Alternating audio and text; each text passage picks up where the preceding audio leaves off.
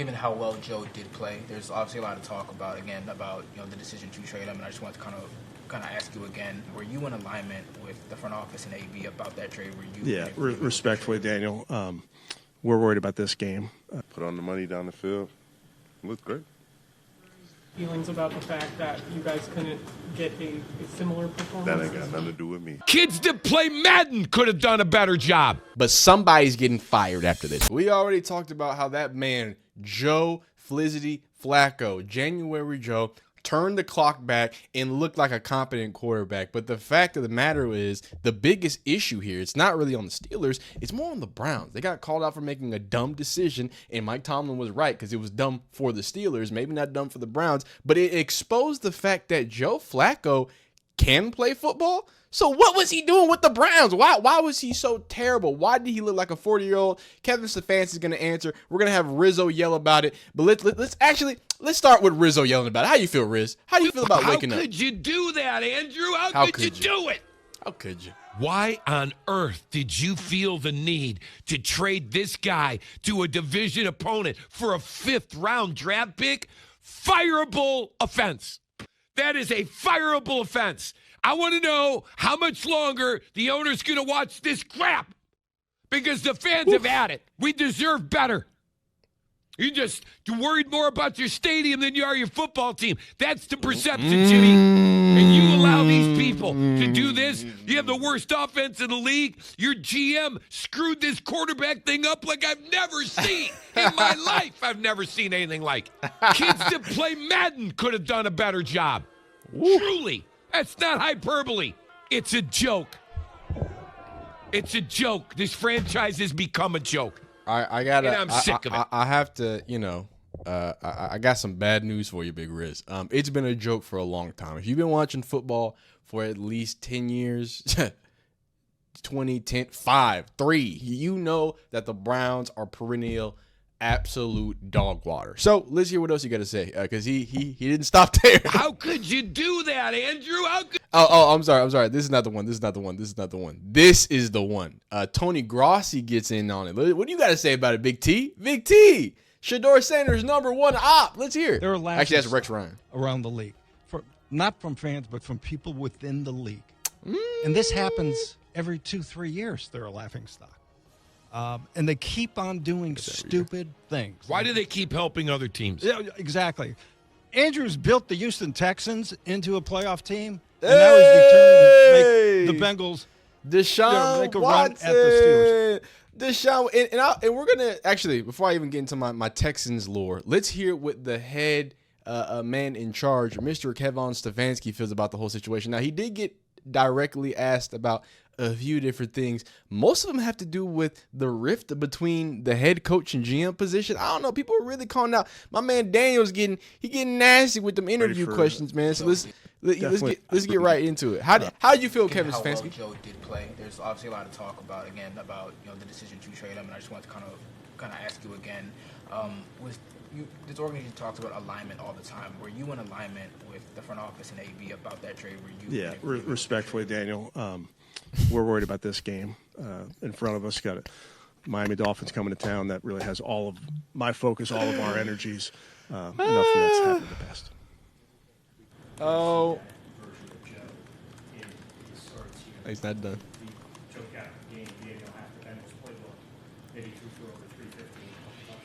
Yeah, respectfully, I understand the question, Daryl, but I really have to keep the focus on our team. So Mr. Kevin Stefanski, I want y'all to know, it's not just the Shador questions. He's smooth. That boy be like, that boy be trying to slide past the question, dog. No, Kevin Stefanski. I wish Daniel would have said, hey, your offense is ass. Why can a 40-year-old go over with a worse producing offense? I know 2 beasts at wide receiver. Let's not get that out of the way. But a worse producing offense with worse offensive line play. Jake Browning was right neck and neck at throwing the most intercept. It was bad. These were two. The Browns are a bad offense, and the Bengals were a bad offense. The Browns and the Bengals have both employed Joe Flacco, January Joe. And in both instances, when January Joe is out there, I'm not sure if you can tell. Joe Flacco with the Browns this season, 2 touchdowns, 6 interceptions. Joe Flacco with the Bengals in 10 days, 5 touchdowns, no interceptions. Look, it helps to have a Jamar Chase and a T. Higgins. Like Jamar Chase and T. Higgins, if I was out there, I could throw for 100 yards a game. And that's saying a lot. Like I think if any other wide receiver, you give me CeeDee Lamb and I'm throwing for negative 15 yards because I'm not an NFL player. You feel me? But the dude that yaps and mics, if you give me T. Higgins and Jamar Chase, I could throw for 100. Yeah, I can just you know what I'm saying? Granny tossed that one. They gonna figure it out. But this is different. This is a layer and level of execution that clearly was there that Kevin Stefanski and Tommy Rees as well, could not get out of Joe Flacco. So of course they had to ask a defensive end about it. So what did Myles Garrett have to say about the situation? Down the field, made plays when they needed them to, got the ball out quick, put on the money down the field. Looked great. Feelings about the fact that you guys couldn't get a similar performance? That ain't got nothing to do with me. Whether they're on the offensive side of the ball. Ain't got nothing to do with me. Got nothing to do with us.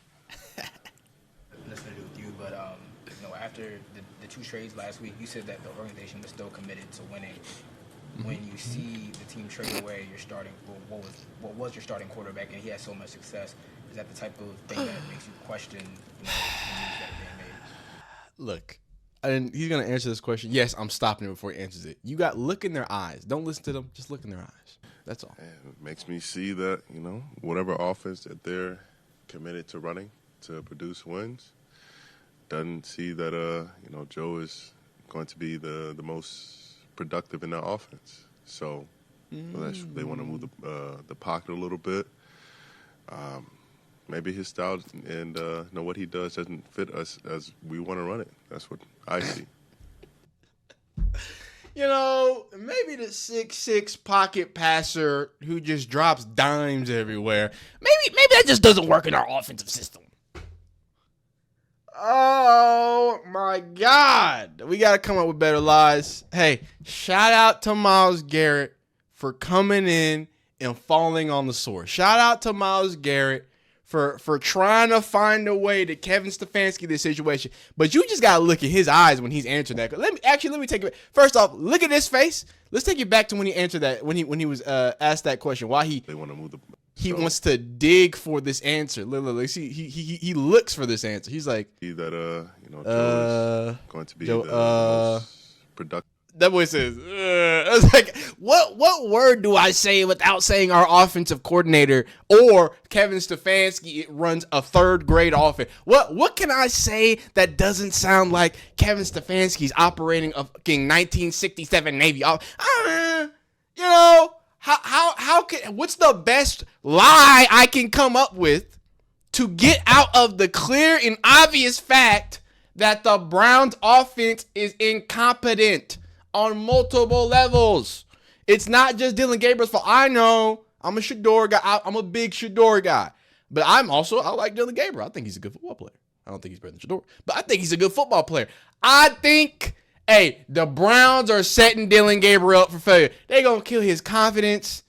They got him out there running whatever, worse than Madden plays. You running Madden 06 plays before they expanded the playbook. Yeah, that's what you got. 5 plays to run. That's it. And a quarterback who can't see over his right guard. No offense. That wouldn't be a problem if you schemed it up correctly, Kevin Stefanski.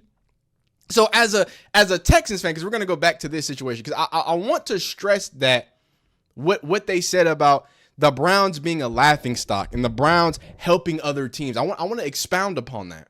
But before I get there, I want to stress that no matter who's playing quarterback, as long as Kevin Stefanski is calling the offensive plays, he's shown that it's going to be an absolute dumpster fire. He's going to take somebody in Quinshon Judkins, who is the all-star of your team, and only give him 12 carries against a tough Steelers defense. That same Steelers defense that then got carved up by old man Joe Flacco. So Kevin Stefanski, I think, because people keep, let me connect the dots. The people keep talking about there's a rift between the GM and the head coach. Now, a lot of people think, hey, he traded away Joe Flacco so, they could force Shador to number 2. And while I don't think that's a bad, and I don't think that is one of the reasons, I think the bigger reason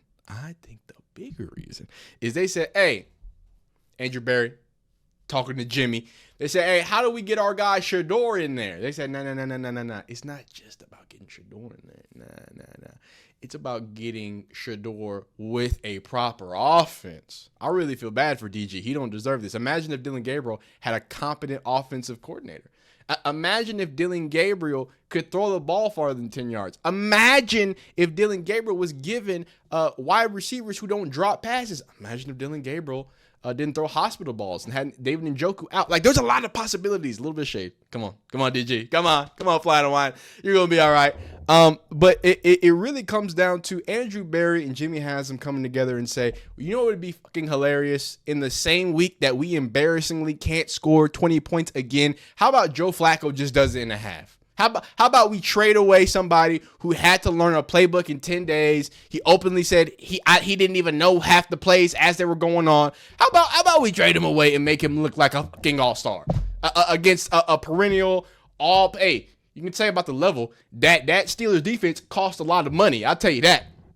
That's undeniable. So a very expensive defense that he may look real silly that old. Now, Let's land this because I do want to talk about we're going to check in with Mike Tom and Mike T how he feels about the situation.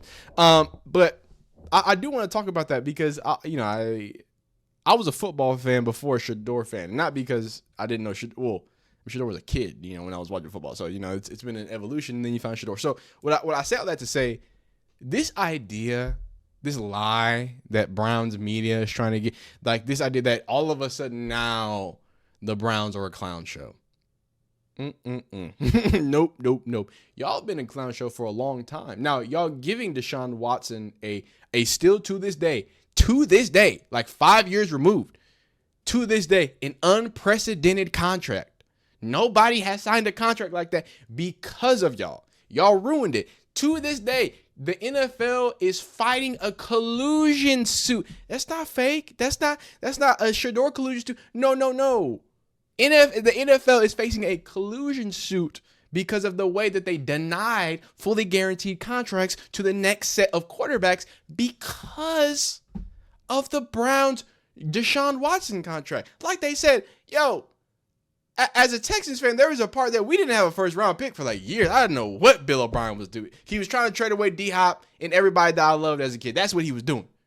And then randomly, somebody decides to take Deshaun Watson off our hand. And I was a little sad that I was losing the closest thing we've ever had to a real deal, franchise quarterback since, Matt Schaub. And Matt Schaub, that was a love and hate relationship. So, I get down. But, I watched Deshaun do amazing things.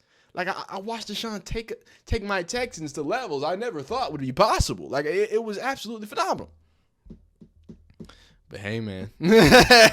Hey, man, we've been picking good. We still got picks from that. I think we still flipping picks. Yeah, hey, 2 years ago, we said we spun that into C.J. Stroud and Will Anderson. Now, if you think C.J. Stroud is on a sophomore junior slump, that's fine. Will Anderson is going to be a hallmark in our team for the next 10 years. Like, I just... It worked, and that's funny. That's because I said that. I said the day that happened. Obviously, that was before I was making videos. So I was like, "Hey, as long as Will Anderson is just a person who we can put on the team for the next 10 years, and we are shored up. Hey, one of our end spots is shored up. He's a all-star level guy. He's a top tier level. He don't even got to break. He don't got to be T.J. Watt. I just need you to come in, maybe 10 sacks." Maybe 9 sacks. Be great in the run. That's all I need from you, Willie. Now, I think he's blown people's expectations out. He's one of the better young edge players in the game. But not the point. What I'm saying is just like, certain people said this right here. Happy crowd of Bengals fans. 33-31 victory over the Steelers. And if you So I had to say, thank you, Browns. Thank you, Cleveland, because the Stroud boys would never be the Stroud boys without what the Browns did. So thank y'all for falling on that knife and doing that. It's an absolute beautiful thing. So we do have to, although part of my job, I guess, well, it's not really a job. It's just me yapping on mic. A part of me doing this is taking on the Browns a lot of the times. I as a Texans fan, as a selfish Texans fan, hey man, appreciate it. I'm liking it. I'm liking it. I'm liking what we're doing. Coach T, how did you feel about losing to the man that you got in the media and told him, hey, y'all are dumb. Don't do this. How did you feel after the game? You know, a tough, hard-fought game. Fort. But certainly got to give credit to those guys, the Bengals. They did what was required to win. They made a few more plays than we did. Just from a analysis perspective, I just thought, the first half, we allowed them to run the ball too much. I think they had about 100 yards rushing at the half, and then we turned the ball over a couple times. And so that just kind of set a negative trajectory, and we're fighting uphill the rest of the way. I certainly appreciate the fight, but, man, we got to be cleaner. We got to be better, and we weren't tonight, and that's life in this business. We certainly got to learn from it, man, and keep pushing. But I'd be remiss if I didn't compliment them, man. They fought their tails off, man. They won the game, and they're certainly deserving. No real injuries to speak of. Had some bumps and bruises associated with play. Okay, so he's going to wrap it up, and, he's going to answer a few questions. Hey, he ain't even saying Joe Flacco's name.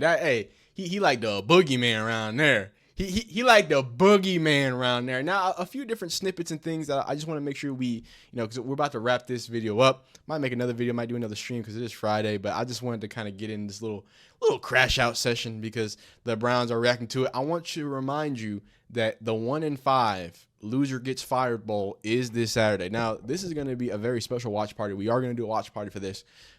We got to see who gets fired, and I want to see how quick the person that's going to get fired gets fired. Is it be Mike McDaniels? Will Kevin Stefanski find a way to keep his head coaching job but switch off his play calling duties, at least for the love of God? Please, if you're a Browns fan, you better be praying for that. But somebody's getting fired after this. 1-5 versus 1-5. Going to be a great time. Just to point some things out, Browns quarterback Dylan Gabriel versus Pittsburgh. 55% completion percentage, 4.3 yards completion, 221 passing yards. First off, he's a rook. He's a rook running a Madden offense. Shout out to him. The Bengals quarterback Joe Flacco benched for Dylan Gabriel. And this is because the Browns are trying to, Browns fans, I see y'all trying to rewrite it oh no, but we got value. We got he's 40 years old. No. That's not what happened. If Joe Flacco was starting and then y'all traded him, I'd be like, oh, they, maybe that's I see what's going on there. Joe Flacco was going crazy with the Browns, and they traded him. Okay, you got value. You sold high for an old dude. No, that's not what happened. You sold low.